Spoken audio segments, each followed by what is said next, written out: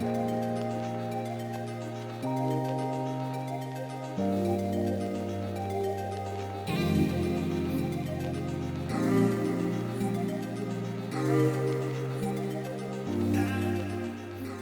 Phil, how you doing? We're just a couple weeks away from midwinter, and for so long, I feel like neuro has been kind of on the outside of nuclear medicine. Everyone's so focused on systems oncology and FDG PET, and now we're really hitting our stride. And you know, I think people should know that there's so many new and upcoming neuro applications, and we're planning on really like there's a dedicated track coming up at midwinter.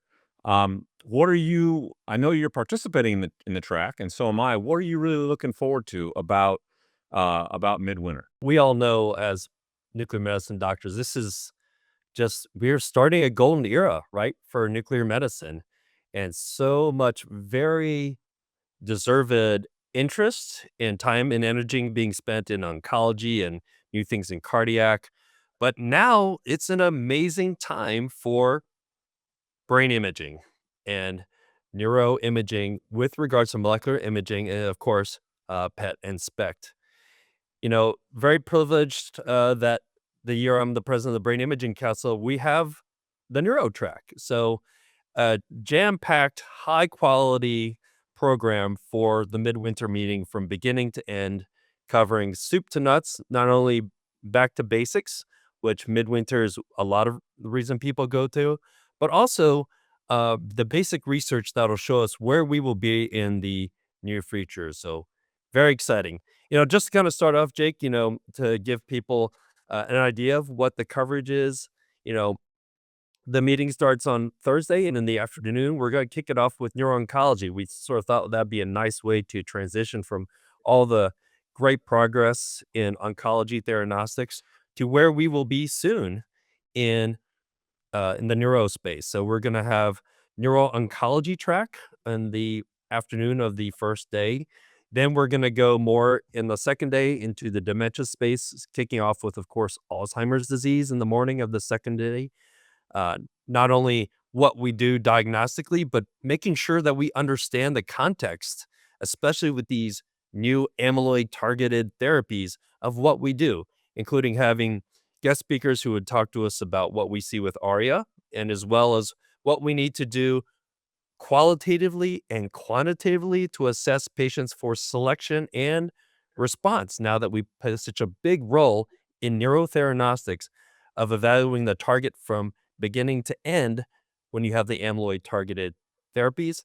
And then we're going to have a great lineup of research speakers. And Jacob, I'm going to let you talk about that more, not only from the radiopharmaceutical side to the software to the instrumentation, and then wrap it up with, of course, the Parkinsonian syndromes, which we still play a big role in, not only movement disorders, but in dementias now. And with epilepsy. And the final session is going to bring it all together with the care pathway, where we fit into the whole patient journey and how the referring physicians are going to see us as key members of the care team. So, kind of started off with a big overview of the whole meeting for us. Selfishly, I'm looking forward to seeing all these sessions so I don't have to run from room to room. I can just be in one space Yeah. and really like take in all the glory that is neuro pet and neuronuclear medicine. But what I think is really compelling is what type of physician might be or what type of person might be involved, be want to participate. Do you have any thoughts on who this might really be applicable for? This is a very rare opportunity to have in one place at one time all these experts, right, come together to give a very comprehensive, in-depth, both present and near future view of what we're doing with nuclear medicine and molecular imaging of the brain across the spectrum. So it I think will really appeal to everyone interested in brain imaging. So neurologists, neuroradiologists, and of course, nuclear medicine physicians who may not actually do a lot of brain imaging now, but want to find out more because they know it will be only increasing and in the near future, what they need to be able to explain, because you don't want your neurologist to come ask you about something and you have nothing about it, know nothing about it. You gotta be on the cutting edge because it's such an exciting time, and for it to have all in one place doesn't happen very often, and it's a really great it'll be a great time to get not only up to date, but know what's coming in the near future. I can remember, a decade ago going to Midwinter, and it was a small room, but it was standing room only on PET amyloid imaging, which really wasn't mainstream and wasn't being thought of as being something that was going to occur now that you really had to know about. And so I kind of feel in some of the sessions, like the brain tumor session, and definitely some of the dementia sessions, that we are, really need to keep our eye on the ball, and different both referring neurologists and nuclear medicine physicians and neuroradiologists really need to see what's going to happen 4 or 5 years ago. So it's not a surprise. 4 or 5 years from now, excuse me. So it's not a surprise. And I think a lot of the sessions they speak to the now and they speak to the next, which is really important. For the basic science part, where we're looking at markers of neuroinflammation and in both.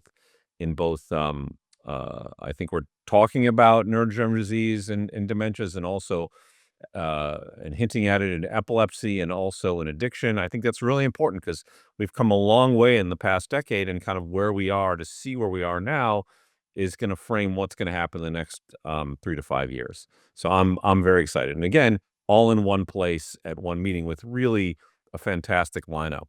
You know, I mean, I look forward to your presentations, but besides that, we have like people coming from all over the U.S. Anyone from I know John McCarthy's coming to speak on brain tumors. He's a real expert. Ansel Hilmer's going to be there talking about addiction imaging, and he really knows. He's done so much great work in the field. Supreme Katan is coming from Boston to talk about instrumentation, which is something else that's moving really fast too in our field. Yeah, and we have, t multiple award lectures that will happen featuring the absolute peak of research, that's going on right now in our field, including Dr. James from Stanford, who will be presenting her award-winning work, and it's really important that we know about that, because our field, at least I don't know about you, Jake, but when I talk to neurologists now, they really care about our field in an unprecedented fashion. They're learning about it, they're hungry about it, so I hope we'll have, neurologists attending, but we need to know about this because the neurologists, are looking to us as experts, and, I think it's really important, it's all of us are so busy, it's very easy to fall into our little echo chamber, within ourselves and knowing how awesome our technology is, but really knowing where we fit in this system is super, super important. So we really going to emphasize that as well. For example, our role in the care pathway. We have Tammy Benzinger, who's coming in, a neuroradiologist who does a lot with molecular imaging as well, to talk about, for example, ARIA, right? The amyloid related imaging abnormalities, since that is an important safety concern with these amyloid targeted therapies. All this is going to be integrated. Neurology was always obviously a very multidisciplinary approach, but it's going to be even more so, and the neurologists are calling us up for all sorts of things. We were already used to that from all sides, but now they're interested in the basic science and research too, right? They're asking me, can we now visualize these really small structures of the brain, right? That they never would have asked about before. And we have at least the research technologies to do that. And that would, as we all know, these things will become more and more standard of care practice with time. Yeah, totally. I think for me, I don't want to be. I mean, I think of this for my where although I'm more neuro focused, I don't want to be the on the other side of the coin, the nuclear medicine physician that hasn't paid attention to what's going on in oncology. And so I don't want an oncologist to be like, wait, you don't know about this type of PET imaging? Yes, I have to be an expert in that PET imaging. So likewise, you don't want to be the nuclear medicine physician who's like, well, you mean you should measure centiloids longitudinally? Like, is that what your neurologists want? Like, yeah, you wanna see that coming, and you wanna know how to do it, and you wanna be great at it, Mhm. because you don't wanna be, behind the behind the wave of progress. So I think that is what is really neat, and you're gonna get I think by coming to these sessions, you're going to get a lot of that information very efficiently, rather than, I mean, it's not like we're going to be writing articles during the session. We're going to be summarizing a lot of different data and different studies. I think a lot of things from basically from the latest clinical trials to some really great basic science. So to me, it's like it's a it's just a great opportunity to be there with some really talented speakers who really know the field really well. Everyone there will get a chance to interact with each other, and it's always a great opportunity to meet up with old colleagues as well as, make new ones. And as you said, what an exciting time on every I mean, even, how long have we been playing such a huge role in epilepsy? There's still exciting things there. Absolutely. And we've been, neuroinflammation, often, a lot of people think it was one of the big holy grails, right, of brain imaging. Still great progress going on there that I'm excited to hear about, a lot about as well. And like you said, oncology, we're really on the precipice of, neuro-oncology, not only from the imaging standpoint, but as we all know, imaging targets, when we prove that, that becomes the next step to theranostics. And really, neurotheranostics, we've achieved it now with imaging and targeting of amyloid as the target for neurotheranostics on the dementia side, but on the precipice also for oncology and a variety of targets. And, we have a FDA approved tau PET agent. Let's not forget about the neurologists are marching forward, with the importance of tau, not only with the fluid biomarkers, but also with improved imaging agents. And they recognize the importance of that in their new staging system. And, I think that will be a very promising frontier that I think folks would like to hear about and will hear about at this meeting. There are only a few places right now doing it, but I think one of the things when you go to this meeting, you don't just hear about the science. You can go and talk to the speakers, as you mentioned, say, how are you doing it? How many are you doing it? How is your reimbursement going? Like all the nooks and crannies about from the theoretical to the practical that may be in the presentation, but you can go up to that speaker or speakers and it may be different for someone else and even get different opinions on how to move forward with it to if you're a neurologist to try to get it done, or if you're a nuclear medicine physician or neurodiologist to kind of get incorporated into the practice or your practice in general, because this is going to empower us and especially our patients. So I think that's I think the smaller setting of the meeting where the the annual meeting, which is international meeting, can be kind of overwhelming.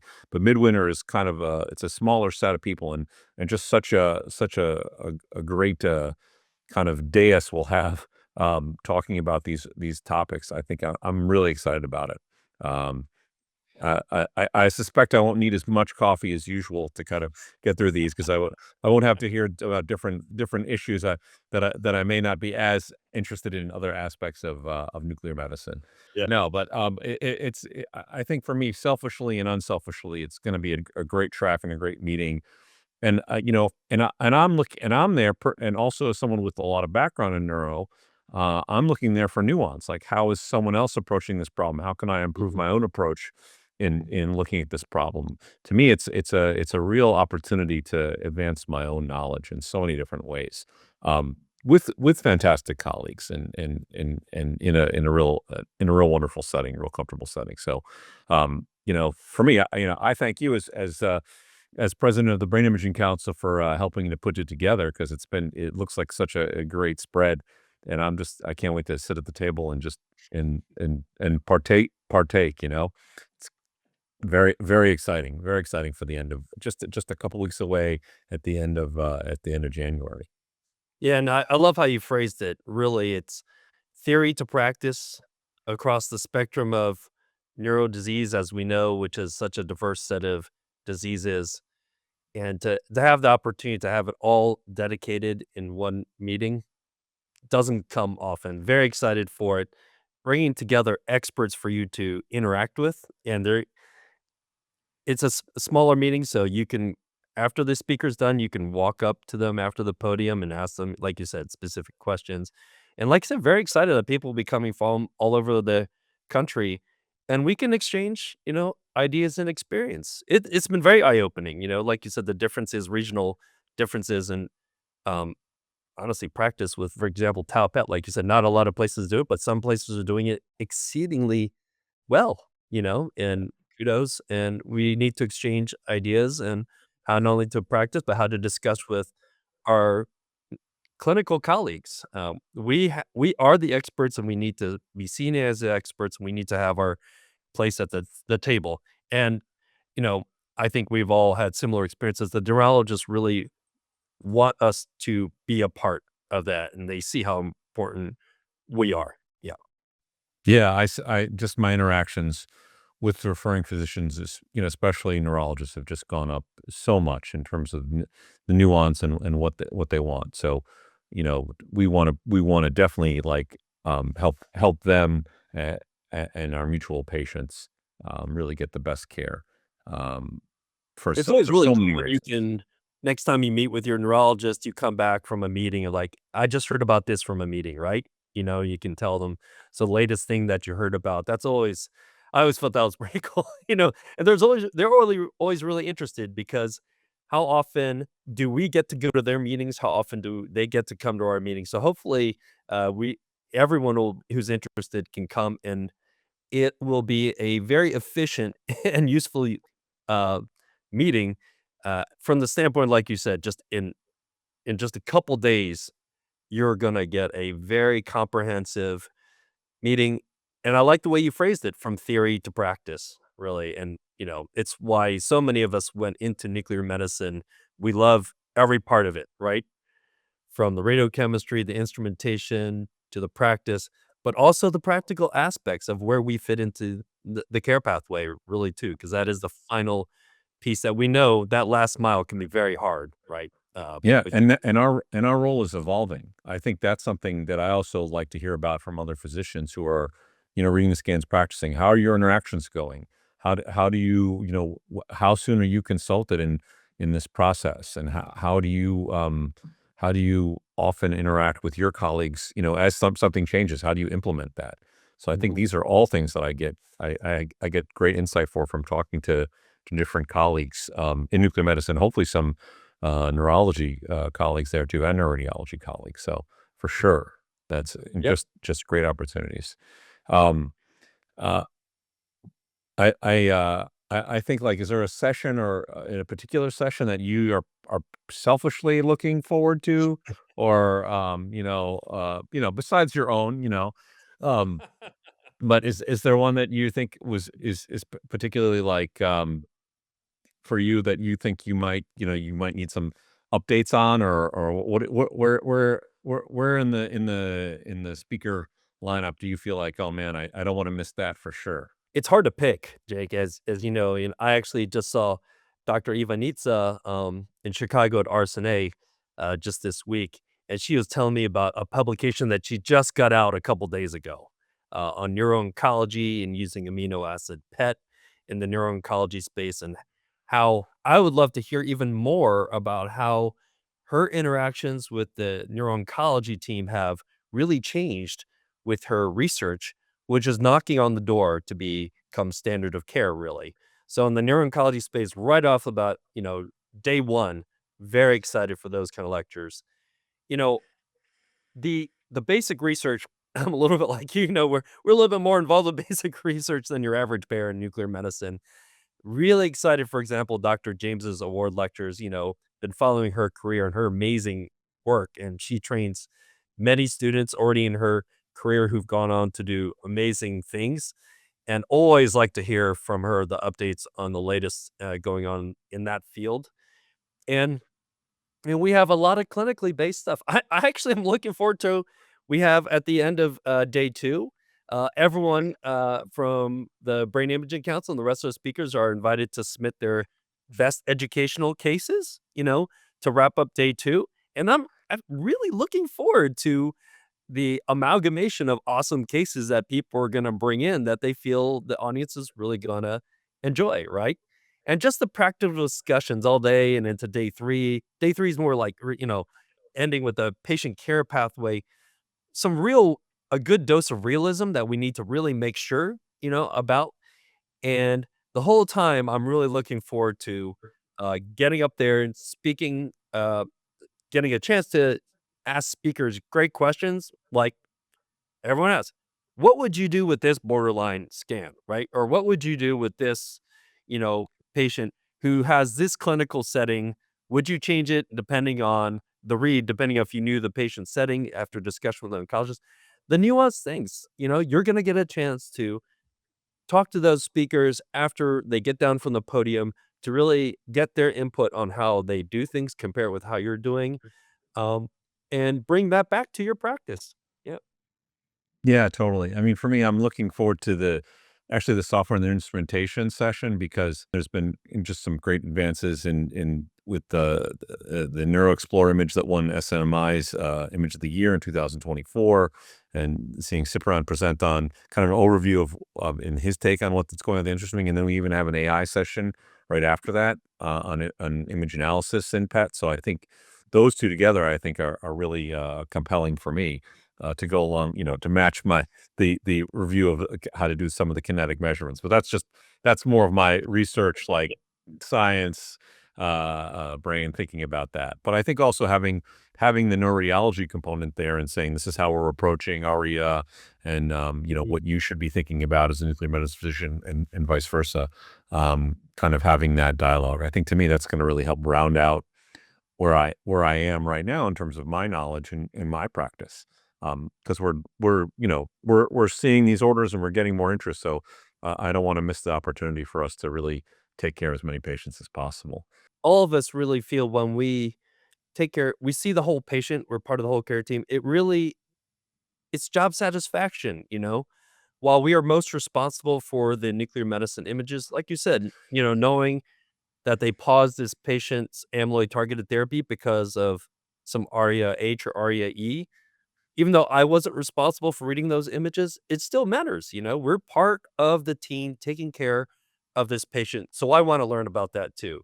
Absolutely, Jake. Couldn't Yeah. agree more. Yeah. Yeah. So I We're I, both I think we're instrumentation guys, so I'm glad you made that plug for it. well, well, that's part. I mean, I like, I nerd out with all the different phases of nuclear medicine. I mean, and I definitely have my limitations. So the more I can fill them in, the better I can kind of take care of my patients and figure out my practice.